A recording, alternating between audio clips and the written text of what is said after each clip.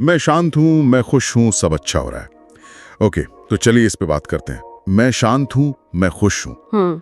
ये शब्द सुनने में कितने अच्छे लगते हैं ना? बिल्कुल। लेकिन सवाल यह है कि क्या सिर्फ इन्हें दोहराने से हमारी हकीकत मतलब सच में बदल सकती है? यही आज की हमारी चर्चा का बड़ा सवाल है। हाँ, और आज की हमारी चर्चा इसी के इर्द गिर्द घूमेगी। हमारे पास कई अलग अलग तरह के स्रोत हैं। हाँ, मतलब काफी वैरायटी है। एक तो जीत फिक्स नाम के यूट्यूब चैनल से एफर्मेशंस की स्क्रिप्ट है।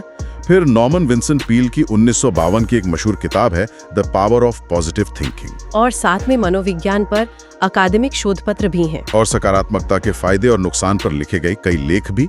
तो आज का मिशन मतलब साफ है। हम इस पॉजिटिव थिंकिंग की तह तक जाएंगे। क्या ये वाकई काम करता है या ये सिर्फ एक क्या कहते हैं प्लेसिबो जैसा कुछ है? एक व्यक्तिगत अभ्यास है जिसे लोग रात को सोने से पहले अपने हेडफोन्स में सुन रहे हैं। हाँ, जैसे वो जीत फिक्स वाला। और दूसरी तरफ ये एक ऐसी तकनीक है जिस पर साइंटिस्ट और डॉक्टर बाकायदा रिसर्च कर रहे हैं। तो आज हम इस पूरे स्पेक्ट्रम को समझने की कोशिश करेंगे। बिल्कुल।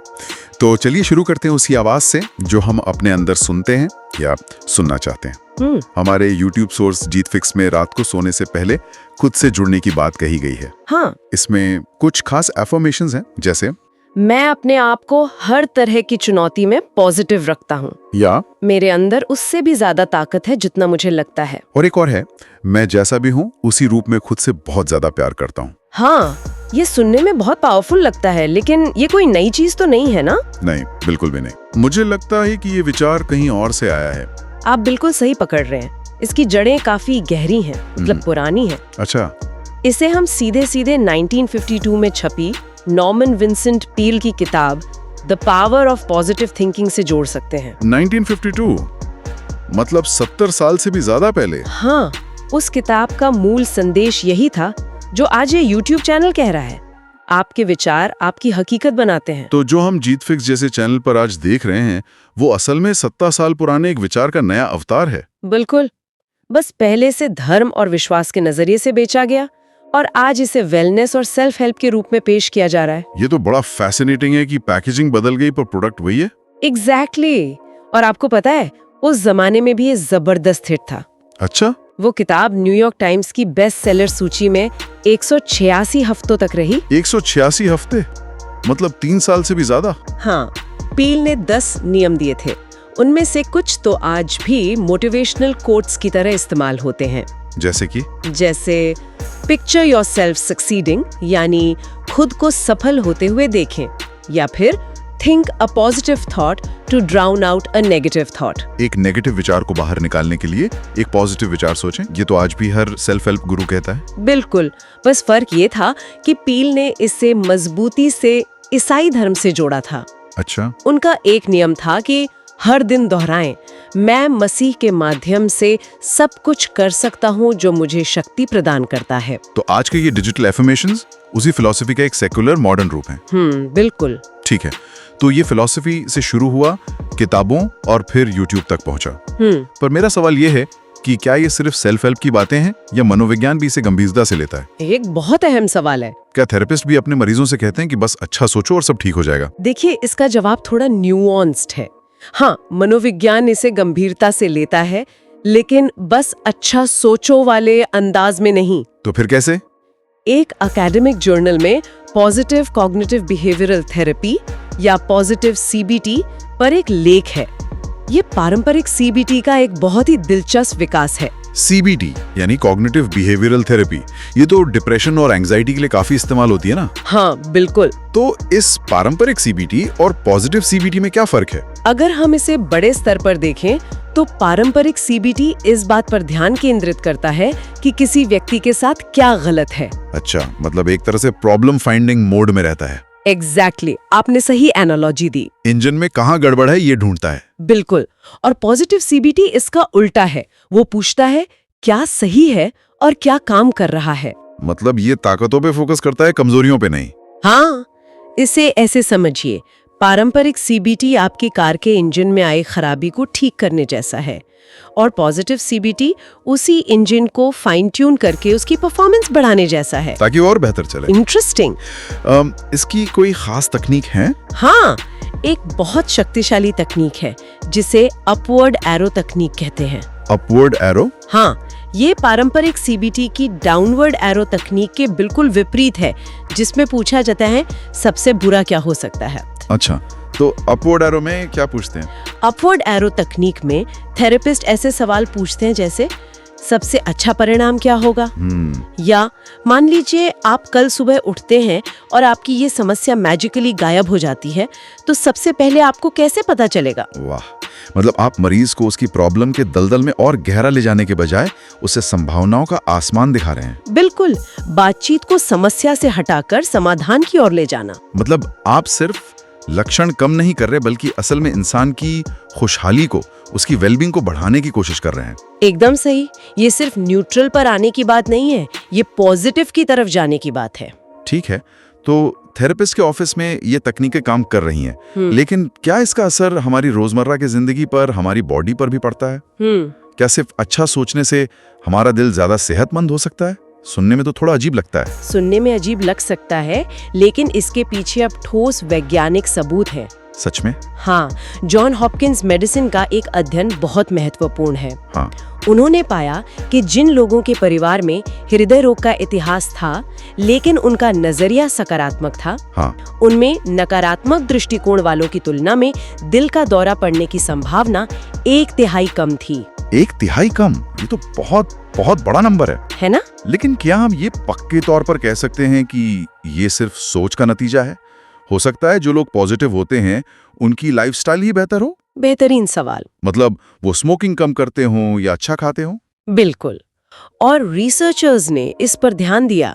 उन्होंने लाइफस्टाइल फैक्टर्स जैसे धूम्रपान, उम्र, आय, इन सब को कंट्रोल करने के बाद भी ये लिंक पाया। अच्छा, तो मतलब लाइफस्टाइल के अलावा भी पॉजिटिविटी का अपना एक अलग असर दिखता है। हाँ, शायद इसलिए क्योंकि आशावादी लोग तनाव को बेहतर तरीके से मैनेज करते हैं, जिससे उनके शरीर में स्ट्रेस हार्मोन्स का लेवल कम रहता है, जो दिल के लिए अच्छा है।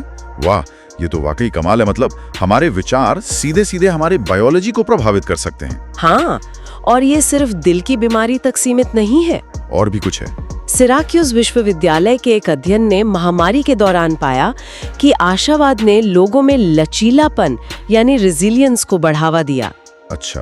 और दिलचस्प बात यह है कि कम निराशावाद सुरक्षित स्वास्थ्य व्यवहारों से जुड़ा था, जैसे यात्रा कम करना और घर पर रहना। शायद वो मानते थे कि उनके एक्शन से फर्क पड़ेगा। हमारे पास मोनिका गुप्ता का एक ब्लॉग भी है जिसमें सकारात्मक सोच के 5 फायदे बताए गए हैं। वो भी काफी प्रैक्टिकल लगते हैं। हाँ, जैसे कि आपको एक जैसी सोच के लोग मिलते हैं, आपके रिश्ते मजबूत होते हैं, और सहन शक्ति मतलब टॉलरेंस बढ़ती है। ये सब बातें इन वैज्ञानिक अध्ययनों को रोजमर्रा की जिंदगी से जोड़ती हैं। बिल्कुल, वो फायदे इन्हीं वैज्ञानिक अध्ययनों का एक तरह से व्यावहारिक रूप है। ये सब सुनने में बहुत अच्छा लगता है, इतना अच्छा कि यकीन करना मुश्किल है। ऐसा लगता है कि सकारात्मक सोच हर समस्या का समाधान है, लेकिन जिंदगी हमेशा अच्छी नहीं होती। सही बात है। क्या हमेशा सकारात्मक रहना संभव है? क्या इसका कोई दूसरा अंधेरा पहलू भी है? यहाँ से बातचीत एक बहुत जरूरी मोड़ लेती है, और हाँ, इसका एक दूसरा गहरा पहलू भी है। अच्छा। अब हम नॉर्मन विंसेंट पील की 70 साल पुरानी किताब पर वापस जाएं, तो उस समय भी उसकी बहुत आलोचना हुई थी। ओके। पहली आलोचना थी कि किताब में सबूतों की कमी थी। उसमें एक बिजनेस एग्जीक्यूटिव या एक दोस्त जैसी कहानियां थी जिन्हें कोई वेरीफाई नहीं कर सकता था। तो ये किस्से कहानियों जैसा था, डेटा जैसा नहीं। बिल्कुल। और दूसरी, शायद ज्यादा गंभीर आलोचना साइकोलॉजिस्ट की तरफ से आई। उन्होंने क्या कहा? आरसी मर्फी और एल्बर्ट एलिस जैसे एक्सपर्ट्स ने तो यहाँ तक कह दिया कि ये तकनीकें सेल्फ हिप्नोसिस जैसी हैं। Self hypnosis? हाँ, उनका तर्क था कि बार बार सिर्फ पॉजिटिव बातें दोहराने से व्यक्ति की आलोचनात्मक सोच खत्म हो सकती है और वो हकीकत से दूर हो सकता है। और आज के समय में इसी पुरानी आलोचना ने एक नया नाम ले लिया है, टॉक्सिक पॉजिटिविटी। बिल्कुल, ये शब्द हम सोशल मीडिया पे बहुत सुनते हैं। हाँ। द गार्डियन का एक लेख इस आधुनिक अवधारणा को बहुत अच्छे से समझाता है। टॉक्सिक पॉजिटिविटी तब होती है जब कोई व्यक्ति या दूसरे लोग बाकी सभी भावनाओं और अनुभवों को दबाने के लिए सकारात्मकता का इस्तेमाल करते हैं। मतलब ये जस्ट बी पॉजिटिव या गुड वाइब्स ओनली वाला रवैया। एग्जैक्टली। जब कोई दुखी हो और आप कहें, अरे दुखी मत हो, खुश रहो, तो ये टॉक्सिक पॉजिटिविटी है। मतलब आप उनकी फीलिंग्स को खारिज कर रहे हैं। आप कह रहे हैं कि दुखी होना गलत है। एकदम सही। स्वस्थ आशावाद और टॉक्सिक पॉजिटिविटी में यही सबसे बड़ा फर्क है। क्या फर्क है? स्वस्थ आशावाद हकीकत, डर और चिंताओं के लिए जगह बनाता है। वो स्वीकार करता है कि जीवन में मुश्किलें हैं, लेकिन उनसे निपटा जा सकता है। जबकि टॉक्सिक पॉजिटिविटी सिर्फ और सिर्फ पॉजिटिव भावनाओं की अनुमति देती है और बाकी सब को नकार देती है, जो असल में बहुत अनहेल्दी है। ये तो खतरनाक लग रहा है। लेख में यह भी बताया गया है कि इसे अल्पसंख्यक समुदायों के खिलाफ एक हथियार के रूप में कैसे इस्तेमाल किया जा सकता है। हाँ, ये एक बहुत ही सूक्ष्म लेकिन शक्तिशाली बिंदु है। कार्यस्थलों में या समाज में कई बार अल्पसंख्यक समुदायों के लोगों पर अत्यधिक खुश दिखने का दबाव होता है, ताकि उनकी बात सुनी जाए। हाँ, अगर वे किसी जायज समस्या की ओर इशारा करते हैं तो उन्हें नकारात्मक या शिकायत करने वाला करार दिया जा सकता है। ये असल में भावनाओं का दमन करने और असली मुद्दों को दबाने का एक तरीका बन जाता है। तो फिर करें क्या? इन सभी स्रोतों को मिलाकर हम क्या सीख सकते हैं? एक तरफ विज्ञान कह रहा है पॉजिटिव रहो, दूसरी तरफ टॉक्सिक पॉजिटिविटी का खतरा है। तो फिर बिना टॉक्सिक हुए सकारात्मकता का अभ्यास कैसे करें?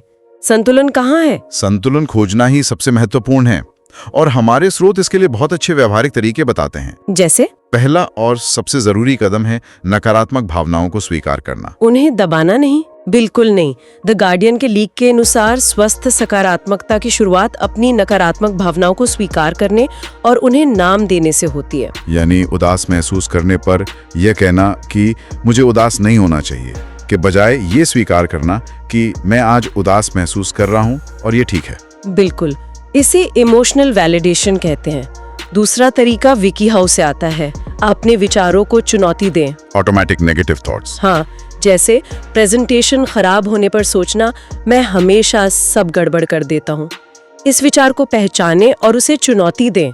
क्या ये सच है? क्या आप हमेशा फेल हुए हैं? नहीं, शायद नहीं। अक्सर ये सब कुछ या कुछ नहीं वाली सोच होती है। बिल्कुल, जो हकीकत नहीं होती। और जॉन हॉपकिंस के लेख में रीफ्रेमिंग का एक बहुत अच्छा उदाहरण था। हाँ, ट्रैफिक जाम वाला, वो मुझे बहुत प्रैक्टिकल लगा। हाँ, रीफ्रेमिंग एक शक्तिशाली तकनीक है। ट्रैफिक जाम में फंसकर गुस्सा करने के बजाय आप स्थिति को रीफ्रेम कर सकते हैं। जैसे कि चलो अब अपना पसंदीदा गाना या पॉडकास्ट सुनने के लिए कुछ एक्स्ट्रा मिनट मिल गए। एग्जैक्टली।